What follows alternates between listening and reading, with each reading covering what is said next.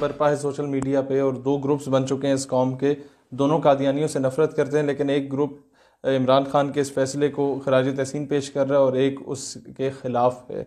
देखें, मैं थोड़ा सा समझाना चाहता हूँ क्योंकि हमारी 90% आवाम को अभी तक इस केस की समझ नहीं आई कि हुआ क्या है एक्चुअली।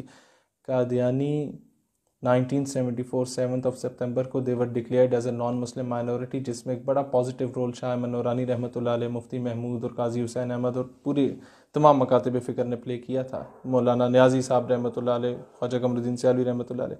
अब हुआ क्या है दोस्तान ज़ी वकार, आज जब ये अक़लियती कमीशन की बात की जा रही थी, सबसे पहले तो लफ्ज़ अक़लियत, लोग कहते हैं जी अक़लियत में क्यों डाल दिया कादियानी को, ये तो काफिर हैं। भाईजान, अक़लियत का मतलब ही गैर मुस्लिम काफिर होता है।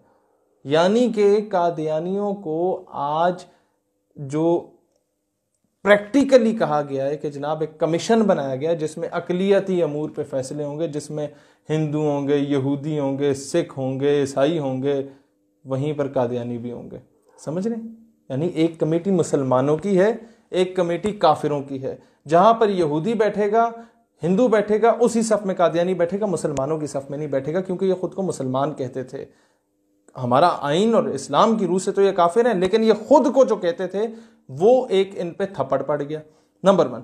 नंबर 2 ये है कि ये कादियानी, ये कमीशन जो था, ये आज बात की गई है 1974 के बाद से भी कादियानियों को ये कहा गया था कि माइनॉरिटी सीट्स जो हैं उस पर आप लोग आ सकते हैं। इलेक्शन की जो बात है कि कादियानी इलेक्शन लड़ेंगे, वोट लेके आएंगे, नहीं लड़ेंगे, ये हमारे कॉन्स्टिट्यूशन में ही नहीं है भाईजान, वो नहीं लड़ेंगे।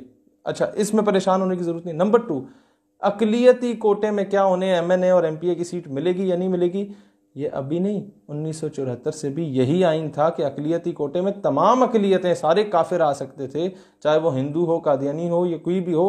कादियानी खुद उस सीट पे नहीं बैठना चाहते थे अक़लियती कोटे में, क्योंकि उन्हें खुद को काफिर कह के यहाँ पर आना पड़ता था।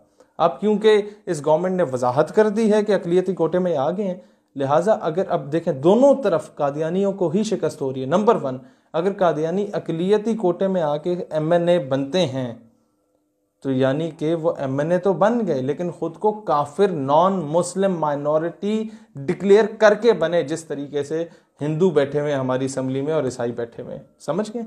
और नंबर 2, अगर वो कहते हैं कि जनाब हम इस कमीशन का हिस्सा नहीं बनते क्योंकि हम खुद को काफिर कहना पड़ेगा हमें, लिहाजा हम इस कमीशन का, अक़लियती कमीशन का हिस्सा नहीं बनेंगे, और मोस्ट प्रोबेबली वो नहीं बनेंगे इसका हिस्सा, जिसका आप लोगों को खौफ है ना कि शायद ये बन ना जाए, वो नहीं बनेंगे क्योंकि वो खुद को मुसलमान कहते हैं अपनी तरफ से। लिहाजा जब वो नहीं बनेंगे तो हमारे पास बड़ा अच्छा जवाब आ जाएगा दुनिया को बताने के लिए। जो ये एनजीओ वाली आंटियां नहीं होती, गंदी आंटियां जो कहती हैं माइनॉरिटी को राइट नहीं मिलते तो कादियानियों को हकूक नहीं मिलते, इन गंदी आंटियों को जो जवाब मिलता था उनके मुंह पे थप्पड़ पड़ गया।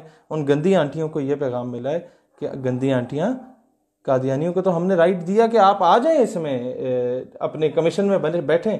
जब वो नहीं बैठेंगे तो इस रूह से वो पाकिस्तान के कॉन्स्टिट्यूशन के गद्दार कहलाएंगे। आप समझ आइए आप लोगों को ये बात।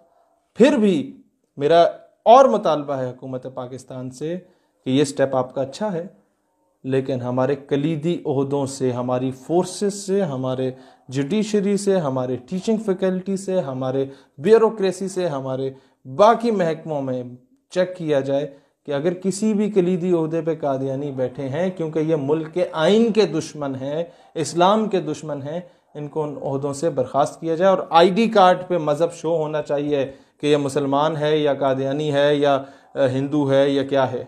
समझ रहे हैं आप लोग?